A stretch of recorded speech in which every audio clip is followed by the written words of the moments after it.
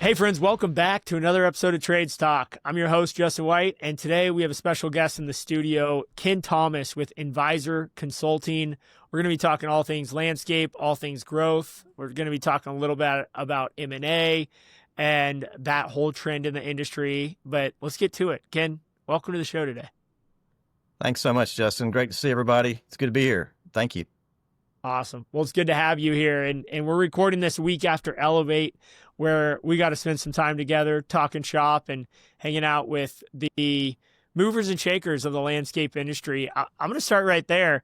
How was your week in Phoenix at the NALP conference? Did you have any takeaways or any aha moments of the week that you'd share with us today?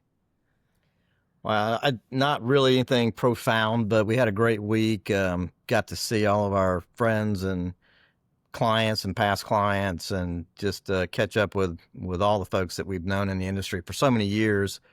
We started, being involved in NALP when it was ALCA many years ago, and then it became Planet, and now the NALP. And this event has always been the place to be if you're an owner or a leader, in the landscape industry, and it certainly didn't disappoint. A great group of people, great program, and we enjoyed seeing everybody. Awesome. How about you? Yeah, same here. I mean, it's great to catch up and see everybody, meet a lot of new people that came out. I met a lot of people who said this was the first time they came to Elevate, and I thought that was pretty cool.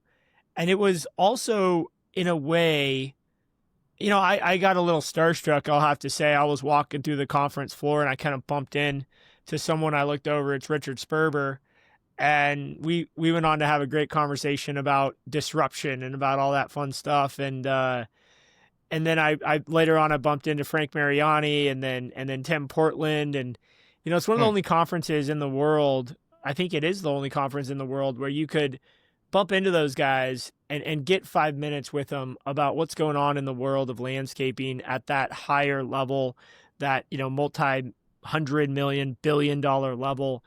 And the energy I got from everyone, whether it was the $500,000 guy who just joined in ALP or it's the guys doing 500 million, is everyone's really excited about where we're headed as an industry and what's going on. And I think that was pretty cool.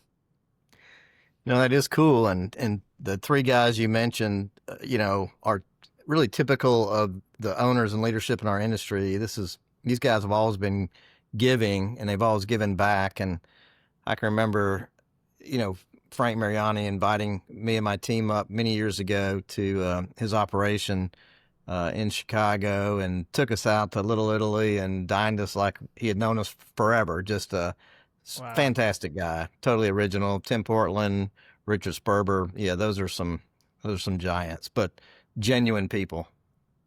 Extremely genuine, extremely giving, Yes. as you mentioned. I think it's what makes the landscape industry a bit unique. I've gone to a few other conferences this year that are more, let's just say, service-based or trades businesses, not landscape related. And it just is a different environment. It's a little more dog eat dog, a little more everyone's out for themselves. And I just feel like the landscape industry is so much more of a community-based industry. And I think a lot of that goes to the leadership that those folks have led, the leadership that you have led, and also just the NALP in general, leaving the Trailblazers and what they've done there. It's been pretty special. That's a great point. Yeah. Forgot about Trailblazers. Yeah. So I want to ask, kind of going back to where it all started, and building these really market leading companies in Georgia, Atlanta, Georgia, a number of years ago, and ultimately selling your business in, I think it was 2008. I'd love to hear the story of that a little bit, and ultimately that decision to sell, a unique decision at the time, from what I understand, in terms of what was going on in the market. And I think our listeners could learn a lot from that. So love to pick up wherever you want to pick up in that story and share a little bit of that with us. Well, might as well start at the beginning, just kind of who I am. I grew up in Atlanta and went to college on a gymnastics scholarship. So I was a collegiate athlete, got into biology thinking I wanted to be a dentist. And so I graduated with a biology degree and And yet every summer I worked at landscape companies or golf courses and loved being outdoors. It just got in my blood. I couldn't get away from it. So when I graduated, I went to work for a landscape company in Atlanta, and my parents thought I was crazy. They, spent this money to put me through college, and now I don't want to be a dentist. I want to be a landscaper. So mowing grass, but, eventually started a little company called Landscape Techniques back in the 80s, and, grew that up to about $5 million. And during that time period, that was a 15-year run to get from 0 to 5 million. Cause I learned everything from, the basic technical aspects of, grading and planting and mowing and flowers and everything else. And eventually, made the transition into more of a landscape business person versus a landscape technician. Yeah. I got introduced to Kevin Kehoe during that time. Kevin was just an incredible mentor and friend, and he helped me, understand the difference in just being a good landscaper. And so I grew that company, and then we had this roll up of the industry in the 90s. Actually, there was a private equity group, Notre Capital, who started Land Care, and there was True Green, Chemlon, who both those two guys kind of started the idea of let's roll up the industry. And so we had 5 or 6 companies in Atlanta that all got bought at the same time, a couple from True Green, a couple from Land Care. And it was just an eye-opening experience because, first of all, this was big money coming into our industry for the first time. Yeah. And we were able to sit down with all of our competitors that sold in our market and really look inside and under the hood of their companies for the first time. It's like, oh, that's how you did it, and that's how you do it, and that's how we do it. And it was just, it was really a cool experience. And in Atlanta alone, we had Rupert, who was one of the acquired companies at the time. And, I had read some great books, Good to Great, Built to Last by Jim Collins and Cult-like Culture. But I really saw it in action with the Rupert team, and I got to see what really good landscape business organizational development looks like from that group. I stayed with True Green for a while. We did the best we could at rolling up hundreds of companies across the country under the True Green banner, and you kind of know some of the backstory or the end story of that. And then I left the industry for about 3 years and started developing real estate and getting into CVS Pharmacy was just coming on the scene at the time. So I got involved in some of the development with CVS Pharmacy. But about 3 years later, after that, I had a chance to buy back what was left of my company in Atlanta. True Green came back and said, hey, we don't want to do construction anymore. So they sold some of their construction off to Valley Crest and then some other construction back to the owners. So I bought back what was left of my company and a couple other brands in Atlanta. One was called Scapes and one was called Lifescapes. And what I got back really was nothing more than a lot of goodwill and brand equity in the Atlanta market and original telephone numbers. Okay. So I bought and at that time, this is, yeah. What year is this? Just for us. I'm going to say 2000 and 2001. Okay. I believe. So having like that telephone number is a pretty big deal in 2001, more so than now, right? Oh yeah. Yeah. Yeah. When you think about the brand equity in a 20-year-old telephone number that had been advertised for years and years and years. Yeah, I guess that is old school, but those brand names and that brand equity and the telephone numbers drove, like $4 million of business our first year that we got it back from True Green.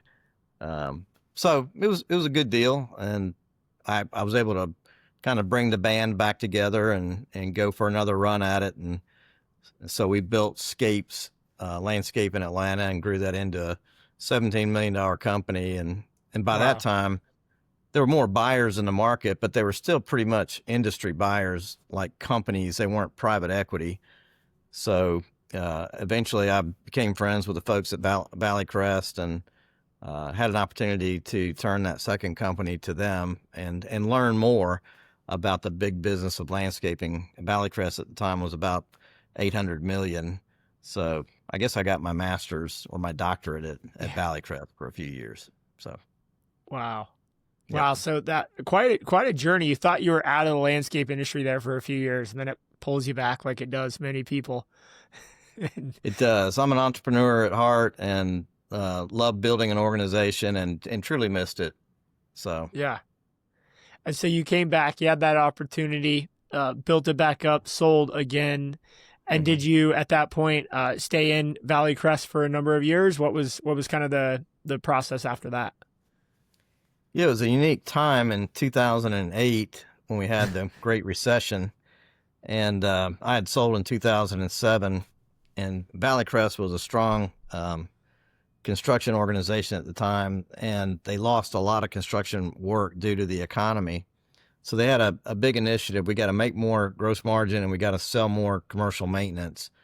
And I entered into Valleycrest and into their sales leadership side of things, helping to grow the organic commercial maintenance side of the business. At the time, we had 90 business developers across the country, and we were trying to determine, what's the best way to bring these business developers to their highest capabilities, so that we could win the game on the commercial maintenance side while construction was falling off.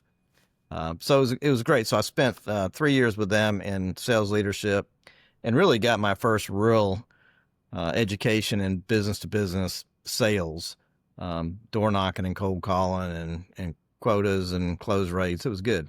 I learned a lot. Oh, I bet. Is that where you started to build this idea of having an operating system? No, not yet. Not there. Okay. Not Yep. there. Not yet. No. And yeah, go ahead. No, I stayed with the biggest company in the world for 3 years, learned a lot. But again, my entrepreneurial spirit kind of kicked in. I was in a peer group with some fellas from around the country, and through our interaction, they said, you've got a lot of experience. You ought to do consulting. And so I said, I don't know anything about consulting except what I've learned from Kevin Kehoe and Jim Palouche and some of those guys. But I did. I went out and started Envisor Consulting because I thought I knew something, and they said I knew something that would be good for everybody else. And so we created Envisor with the mission of helping people to be able to envision and achieve their greatest success going forward. That's amazing. I love that vision statement. Well, I've always been kind of a visionary guy. I mean, it's, I don't know. I feel like if you can see it, you can achieve it. And if you don't take the time to really figure out what that bullseye looks like, then it's very hard to get where you want to go. Oh, yeah. I completely buy into that. I think having a vision of where you want to take the company is so imperative. And so many people ask, hey, how do I go from 1 million to 10 million? And I mean, there's 100 answers to that. But the first thing I say is, well, first you gotta have the vision that you want to be a $10 million company. Is that something that you've shared with your team? And they're like, no, I'm afraid to say that because what if I don't do it? And so I was like, all right, well, you want to start there, build a vision. Oh yeah, I think that's number one. 100%. That first year I started consulting, I gained a couple of clients from that peer group, and this thing kind of took off and grew. And I invited my original partner, Ben Gandy, into the business. And as we started meeting with companies around the country and talking about business, it really became evident that, there were a lot of similarities in what was holding people back. And I think over the last 15 years, we've probably consulted with just privately with over 250 companies around the country. And in the beginning, we were kind of digging for solutions, digging for problems and trying to figure out what the solutions to the problems were. But over time, because we talked to so many people and saw so many companies, these patterns started to, arise and, come to the forefront where everybody's having the same problems here and the same problems here. And if you're 3 million, you have this problem. If you're 10 million, you got this problem. If you're 400 million, you got these problems. And that's where kind of the Green Dot operating system was birthed around really this template of best practices that we just felt like everybody was struggling with. So it was easy for us to kind of go, oh, it's not just a bunch of random stuff. Like, it's the same everywhere. Let's figure out how to lay this template over companies and guide them, to their next, season of business. Right. Now, how did you guys come up with the Green Dot operating system? I mean, just it sounds like that's the idea where it came from, but tell us a little bit about the name. Was it like a moment where you guys were, okay, this is what we're going to call it, this is what we're going to do? That's a great question, Justin. Because I have some friends from that early peer group that kid me about that. But originally, I thought I was going to franchise the landscape business and begin to roll up other companies and own a share of different companies. And instead of changing the brand in those companies, we considered co-branding them a Green Dot company. Why Green Dot? I don't know. It just seemed like if you could put a dot on the back of the truck or underneath the logo, a Green Dot company, and if Green Dot, gave some sort of, earned some sort of credibility or certification. Oh, you're a Green Dot company. You do all these things well. You have a great culture. You have a mission, vision, values. You're intentional about how you deliver quality and a customer experience. You're a Green Dot company. And so that's kind of where it came from, more of a bricks and mortar co-brand kind of idea. Yeah. So that's kind of, but again, Green Dot, I don't know where that came from, but that's an interesting strategy though. I mean, I've talked to people who've had similar ideas around landscape industry, especially those who've never worked in landscaping. Well, this doesn't seem too hard. Why don't we just franchise 1,000 companies together? I mean, it can't be that hard. And yeah, right. We all know how hard it actually is once you get into the trenches. So you pivoted away from that, obviously, and you went into full-blown consulting. What would be maybe some of the things that pushed you more into being the consultant than maybe working down that franchise road? Yeah, I think it was just the demand, the void in the industry for, a second, third generation businessman, businessmen. Our team now is made up of, some pretty experienced landscape business experts. And, the more we got exposed out there, the more the demand came. And it was very fulfilling to help business owners kind of overcome the challenges that were holding them back, either from growth or from net profitability or just quality of life in general. So if anything, it was just like, whoa, man, it just kept coming. And we enjoyed it, and it was very fulfilling. So that's kind of how we got there. It's kind of like all of a sudden, and Ben and I still have ideas of creating these other business models. It really goes along with the disruptor mentality. Love to share that with you someday. But so that's still out there calling, but there's still so much demand that, we're doing what we love to do. So that's amazing. Yeah, I like that story because I can definitely relate to that idea of that calling of this other idea, these other things that are coming up, but also just loving what you're doing every day and just doing that to the best of your abilities and being present with that. And being almost at peace with knowing that next thing, when it's ready, it'll be presented to us and we'll know. That's right. Oh, yeah. Absolutely. Yeah. So, and I do love, I mean, the demand for consulting, for coaching, I get a lot. I don't personally do, I only have, one client, if that. I pretty much have gone all to just trying to get people into a community called the Disruptors where we can help them. You've helped many of them. But with this idea of coaching, consulting, you guys growing, I mean, how have you guys gone from just you and Ben to where you guys are today? And where are you today? How big is Envisor and what type of services do you guys offer today? So how do we go from where we were to here? Again, trying to figure out how to scale a consulting business is not that easy. And we're No. not in a Fortune 500 model. We're not McKinsey, or Bain Consulting, but, one of the first things was just codifying this green dot system. So it gave us the ability to teach, our other partners now, or not teach, but communicate a common language and a common system that we have now to go out and teach companies. And so, by codifying Green Dot and bringing in other industry veterans and saying, here's what we've learned. Oh, yeah, that's exactly right. So, it made it easier for us to bring on partners and give them the same messaging and language and methodology to go help companies grow. But to your point, one-on-one consulting is very hard to scale. Yeah, I love the idea of the peer groups that have been so successful in the industry. The online community obviously is the way of the future.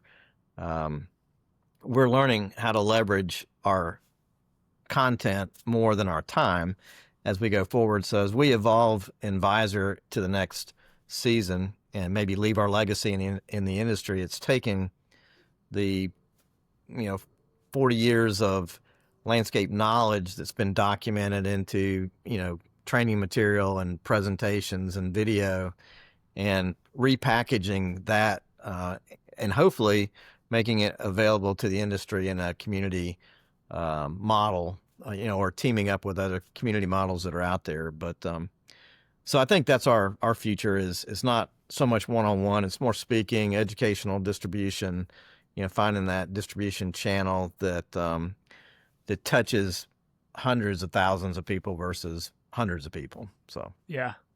And that I makes like sense. that too. It does. And I like that pivot because it gives you, like, the one-on-one isn't dead. I think it's more of like, hey, let's get you into this constant flow so you can learn the system, learn Green Dot, and then let's do like a 90, 180-day accelerator that gets you, what would take maybe 3 or 4 years, you can do it in 3 or 4 months, maybe. I mean, maybe that's a little aggressive, but I do think the hunger and desire of today's entrepreneur to learn is there. And so if you have the content that they can absorb for 5 hours a day, if they so desire, it's great for that to be available. Yeah, 100%. It's we worked a good bit with Phil Allen over at BYU, and Phil helped us with our account manager training and has adopted it into their educational program. NALP has also adopted the account manager training now as part of their program. And we have other training programs that we'd like to promote and deliver to the industry. Again, our goal would be to have students or employees and companies that are Green Dot certified. And what's the value of Green Dot within a company? It's a system, it's a way of doing business that can be communicated, articulated, that, forms kind of a common vocabulary. And, if you've done Green Dot account management over here and you understand what the Green Dot account management is, and you go to the next place, you can bring that with you. Instead of just a lot of good ideas that people bring to companies, it's a system, hopefully, that can grow legs and over time really become something that's valuable, not only to a company, but to an employee. I like that. I think that's a great perspective. The employee side, your account manager training for, just quick plug. If anyone has account managers and they're the hardest position, I think, to hire for, to recruit for, to retain for, your account manager training is fantastic. Your program, we've sent a couple people to it, and Katie, one of them, shout out Katie, she listens to the podcast, and she's doing fantastic. I mean, I think her book of business is well over $2 million a year in recurring. She's got our biggest and most valuable clients, and she has zero landscape experience prior to working at Kennedy Landscaping. And a lot of that is learning on the job, learning from people, but also going to programs like the account manager training program that you guys have, because it takes all of this knowledge that is accumulated over your tenure and it puts it into a way that you can almost systemize it of how do you go about uh, your enhancements, how do you go about your budgeting, how do you go about your communication. You have a system for all of that, and maybe a playbook for them to run, which is I Playbook. think key. It's a playbook. Yeah, 100%. And events, I know we have a lot of event fatigue these days in our industry, and it's tough to send people all over the country every other month. But getting together with a group of people that are sharing in the same growth, goals and challenges, and being able to share the content that we're bringing to the table with other folks who are in the same place, or maybe a little ahead or a little behind where you are, makes a big difference. There is still a lot of value in events as long as they're intentional and they're focused, and you know what you're trying to get out of them. So, Agreed. Yeah, I'm pretty big on events. I like personally going to events, but I like sending my team to events because they come back with a renewed sense of pride in what they do, and pride of their company, and pride of the logo they wear. And I think people are sometimes scared to send their team to events because they're like, oh, they're going to get poached or someone's going to steal them or recruit them. I'm like, well, just give them the pep talk, like any game preseason or what have you. It's like, hey guys, like you're going to this event. There's going to be recruiters there. People are going to ask you about what you're doing, how much you're getting paid. Hey, why don't you come work here, work there? Just take that as a sign of gratitude and opportunity that you're valued in this industry. And so they're like, yeah, I had 3 people ask me for like if I wanted to work for them. I'm like, great, that's awesome. They're like reinvigorated in their confidence in what they do, which I think is kind of cool. That Just is. flip that on And its side. yeah. And it's funny, we host these events all over the country, and we always think, well, if we're in Orlando, it's going to be all these Southeastern companies and all these companies from Orlando. Or if we're in Washington State, we think it's going to be everybody from, the Northwest. But it's crazy. It's not. We did some stuff in Seattle a couple of years ago. We had folks from Boston there. Wow. Why did you come all the way out here? But, and because it's also nice to be able to send your team off and have a little bit of team building as well. But it's amazing how the message gets out and where people come from. So there's not always your competitors there. There's just good friendly peer work. So Yeah. Yeah, and I'm talking more probably on those things about the big, NALP events than the more boutique events. But yeah, I think if you're going to an event, once you're in a plane, you're in a plane. I mean, whether it's an hour or 3 or 4 hours, I mean, it's for us it's kind of the same thing. That's a good point. But it is very naive to worry about your people being poached when you can go to great events like NALP. I mean, geez. That's where we all learned what we learned. So that's the truth. And so, I want to ask you a little bit on this too, is when you're seeing and talking with the industry today and you're seeing some of the biggest challenges that people are facing, what do you think are the biggest challenges that landscapers are facing today, the clients you guys work with, and how are people kind of dealing with those challenges? Well, I think it'd be easy to say frontline labor, is like the most forefront, most talked about.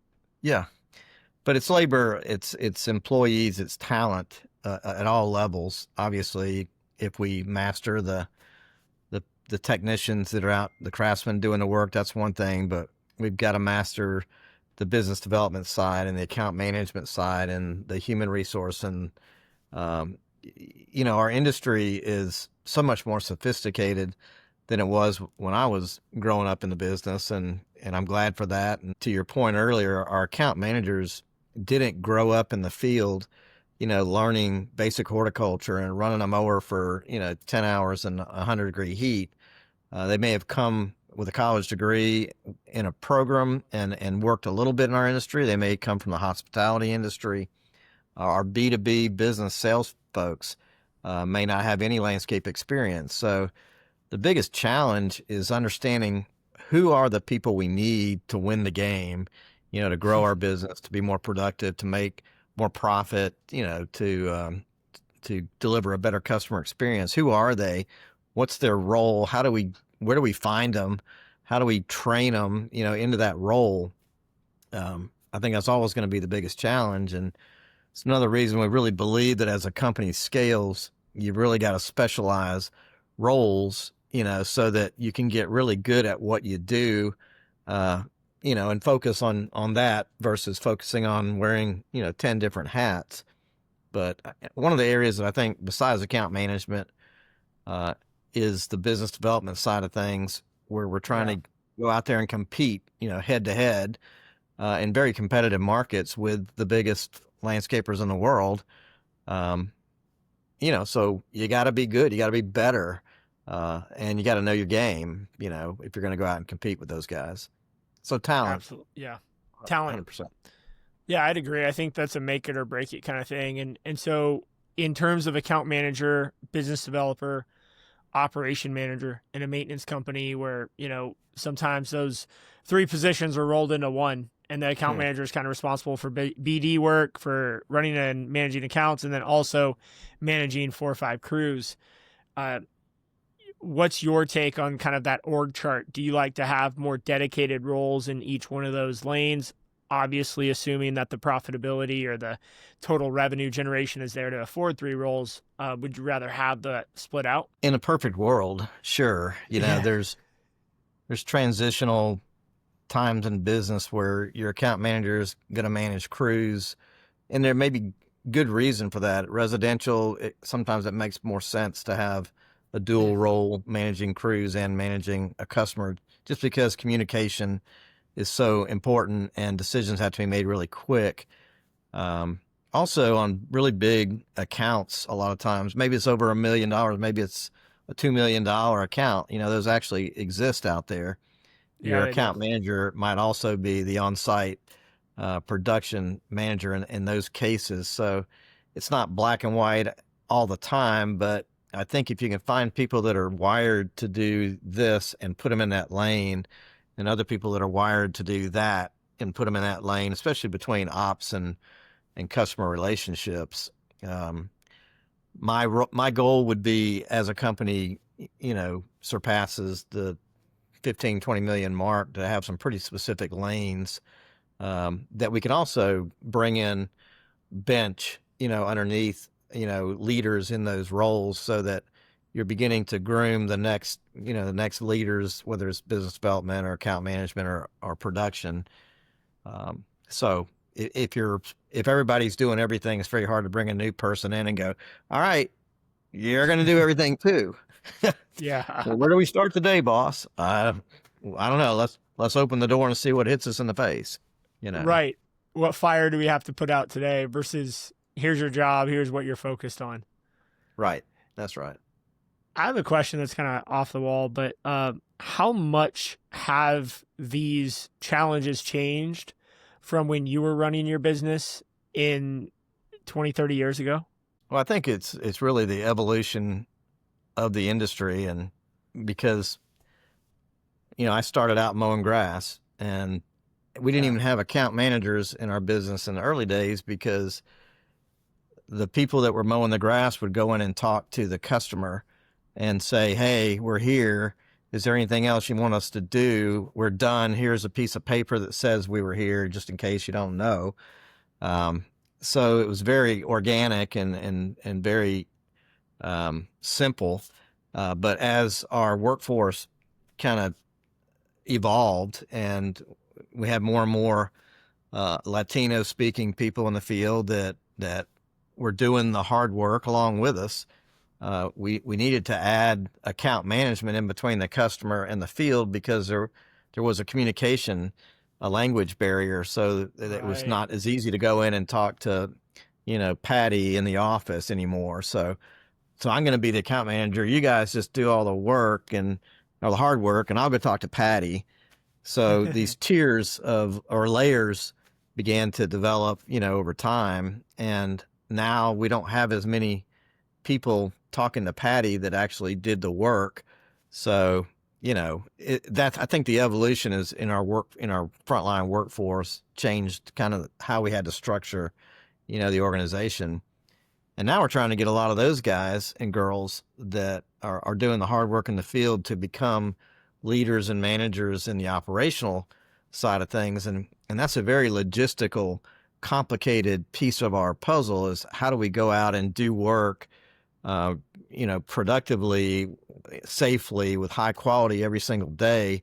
How do you grow from the crew leader or the crewman to the crew leader to now somebody that can run a software system and schedule and, communicate, so I don't know, I probably got off track there, but, things were a lot simpler when we were coming up.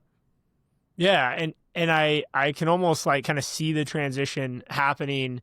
And then now we're almost reverting back to where like we are wanting to create these super crew leaders that can communicate with clients, that can work with technology. And yes, you as you explained that, it's so funny, like that's how it was. And now that's a bit of how I want to try to run, is where our crew leaders, we call them super crew leaders, they don't need a lot of management. They don't need a lot of oversight. They can go in to the hotel, let's say, and hit their front desk and just say, hey, is there anything else you need us to do today? And they have a little buffer in their schedule to provide that extra level of service, which here I am thinking this is going to be revolutionary, but it's just like going back to how things were back in the day when it was a little more of a relationship business and people were a little more communicative on the job site and on the properties. I do remember that with my dad. I remember us stopping into those offices and he'd always bring me in. They'd have donuts or they'd have cookies or something behind the desk, and he'd get paid too. That's how we got paid most of the time. Oh yeah. Well, I think you're onto it right there. Everybody's so worried about how much you're going to pay your foreman, but if you could pay your foreman, I don't know, back in our time too, the FedEx drivers and the UPS drivers were being paid very, very well. And they were receiving stock in those companies at the time. And that's how they were attracting really solid, drivers that really drove the business every single day. So today, if we can eliminate a layer of management by putting a guy in a truck, and especially if you could run a 5-man crew and you got somebody in there that's being compensated very well and can master the client communication as well as the operational challenges that they have every day, how much could you afford to pay them? A lot. A lot. I love it. I love that idea. Yeah. Yes. Yeah. And so we have a number of milestones as part of our vision. One of them is getting to $100,000 minimum wage at K&D. And yeah, it's a pretty wild thought today, considering that our minimum wage is right now about $20 an hour. So it's about, what is that? It's more than double. And that's right. There's milestones along that journey, and one of those milestones is that our crew leaders are hitting an average wage of 100,000, and we kind of see that possible within the next 2 to 3 years with this strategy. In addition, with the automation of some of the lawn mowing, with robotics and more connectivity through technology, if our crew leaders are able to start to do a lot of our enhancement proposals because of the enablement of AI, and they're kind of empowered with the power of artificial intelligence on the job site, maybe they become the account manager, the production manager, the crew leader all in one, and they own, talk about owning a route. You know what I mean? Well, that's exactly right. Now you got a little business owner mentality, a little entrepreneur out there, running their route and taking care of things. That's a great vision. We spent a lot of time, Ben, my partner, in, job planning and productivity planning. And we work with Top Green as well, which they're building some measurement devices that give us the ability to understand, are we producing this work as efficiently as possible? And AI is obviously becoming a big part of that. But when you show a crew leader how to save X amount of hours while still producing work with high quality and safety, and their revenue per truck continues to grow, or revenue per crew, and you give them the tools and you give them the means to the end, and they get it, then it's like, wow, I can fit another 3 jobs on my route this week, because I'm doing really smart things out here and wearing more hats. But yeah, that's a great idea. I love it. And I love that idea that Sean and Top Green and those guys are working on, because I don't think people understand, when you can add 3 more jobs to your crew, it's not just revenue, but you're taking take your overhead burden and divide it by all your hours over the course of the year. And if you're able to get more revenue hours in with the same amount of overhead, your overhead per hour drops dramatically. And then that leaves you this opportunity gap, which for us, we're going to fill that gap with higher wages to our team, maintaining similar margins in the net profit category. And that calculation enables us to create these really cool incentive programs where our crews can finally have a little bit more power on how much they make every week and every month. And the crews that don't want to, hustle, maybe they're making decent wage, but not incredible. And then the guys who are the hustlers, and we kind of know those, maybe they're making a lot more. And I look towards home services for this. I talked to guys like Tommy Mello and Tom Howard at Lee's, and they have technicians in their organization who are making $250,000, $300,000 a year, installing garage doors, installing HVAC units.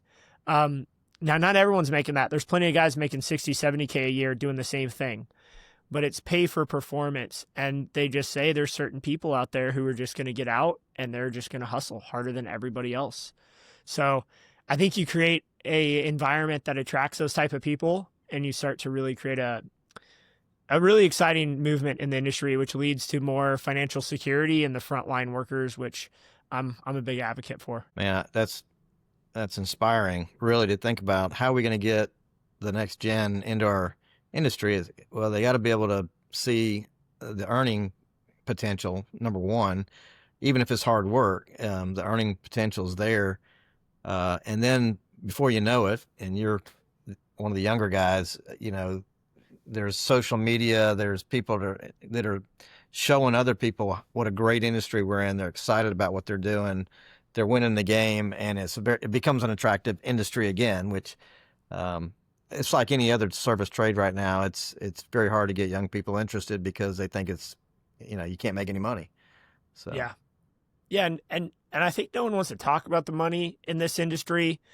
Whereas like maybe YouTube or private equity or, Wall Street, everyone's that's like their thing. They flash the money, the Lamborghinis, the Ferraris. It's kind of the YouTube thing. And I think for us as a landscape industry, we come from more of like modest means and more humble beginnings. So it's not like our thing as an industry. And I think that is okay. And I think we need to be authentic to that, but people are starting to see the opportunity to make really good money as maybe even just an account manager. And I don't want to say even an account manager, because being an account manager is like you're running your own business. You've got that, $1 million or those 10 to 100 clients, however many you have. And that's your business. Like that is a hard job. So it is a hard job. Interestingly, years ago, Kevin Kehoe and I did a presentation on the $100,000 account manager. So it's probably been 6 or 7 years, but even that position, everybody wants to make $100,000 plus. Everybody wants to make 6 figures. So it's almost understood if you're a manager, but why not a crew leader? Why not an ace super foreman out there? I love that. That's very aspirational. Well, let's work on it. We should do a $100,000 crew leader someday. All right. And all right. In the spirit of Kevin Kehoe and all he's done for the industry. Amazing leader. That's right. Yes, sir. Amazing leader. I've had a couple podcasts today I've recorded, and that's the third out of 3 guests. I think everybody has mentioned Kevin Kehoe in our discussions. Pretty amazing legacy and impact he's left on our industry. Just want to honor that for a minute. Absolutely. Yep. Incredible. So, hey, this has been a great conversation. I'm been enjoying this. I really am a big believer in what you guys are doing at Envisor. I encourage people to check you guys out. Go to an event. Your website's great. There's a bunch of content on your website that is free to use and download. You guys put a lot out there. I appreciate that. And as we end every Trades Talk episode with a trade secret, I'll ask you for yours, a little antidote or something that you've learned over the years in your business. Well, I don't think anything takes the place of treating people well, treating people with respect and dignity, and understanding, that everybody's going through a journey in life. And if you can add a little value to their life, then there's not much more that would inspire those people than somebody caring about them. So I think that's number one, is just caring about people and being genuine. We go back to vision, personally and in a business, you got to have a vision of what success looks like. In business, it might be revenue and profit and quality of life and culture. It may be multiple branches, whatever it may be. You got to have a vision. Personally, as a dad, as a parent, you got to have a vision for that too. So if you got to have a personal vision and you got to have a professional vision, they got to align. And then you got to clarify where do I want to be when I grow up in both those areas. And because if you can envision that, again, you can build a roadmap to get from here to there. We're all going to get somewhere someday, and we're going to get there either intentionally or we're going to get there by accident. Maybe some people get lucky and get right where they want to be by accident, but I'd rather get there intentionally. So vision and strategy, treat people well. And when you have a vision, you can lead people. If you don't have a vision, then nobody's going to follow you, which kind of goes back to the last thing, which is I've always said, you want to lead people and manage process, So with a good vision and a good strategy, you can lead people and you can manage the processes that everybody's outlined as part of the strategy. So that's awesome. That's me. Yeah, no, that's great. Lead people and manage process. That's amazing. I really appreciate that. And I think this idea of a vision, we started with it, we'll end with it. Having a vision is so much bigger than just your business. You mentioned the personal side, and succeeding in life is so important. Succeeding in business is great, but on the personal side, I think that's something we can all probably do a little better at when we get caught up in these businesses. People are probably listening to this, thinking about how to make their business better. But if we can also take that vision over to our personal life, I think that goes a long way. So I appreciate you mentioning that too. Well, yeah. I mean, I'm at the last quarter. My greatest legacy is being a dad and being a good husband. So whatever. There it is. There it is, brother. All right, kid. Well, hey, man, thanks for being on. How can people get a hold of you guys or Envisor Consulting if they wanted to check you guys out? Oh, yeah, thanks. Appreciate it. Yeah, definitely visit our website. I think it's got a lot of good information on it, envisorco.com. We also have an online academy, which is on the website. If you go there, you can see some of the courses that you can take, some free and some for pay.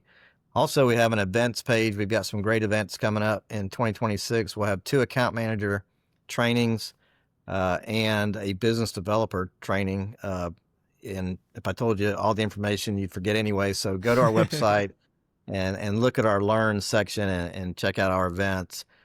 Last thing is we do have a great green dot event every year. It's called Envision, where all of our clients and friends and past customers come. And this year it's going to be out in Omaha at Mulhall's Landscape. It's a great company. It'll be a great show and tell time. So keep in touch, connect with us on LinkedIn, and we look forward to seeing you. All right, guys. Well, you heard them. Check their website out and try to get to one of those events. I've sent a few people to account manager training. It's a really great training, and whatever you guys are doing, I back it, Ken, and I appreciate you guys being on here today. Thank you so much. Okay, Justin, thanks so much for having me on. Appreciate it. Thanks for tuning in to Trades Talk, where the next generation of disruptors comes to raise the bar. If you got value from today's episode, share it with someone in the trades who's ready to level up. For more tools, insights, and community, follow host Justin White and join the movement at jwhitegroup.com.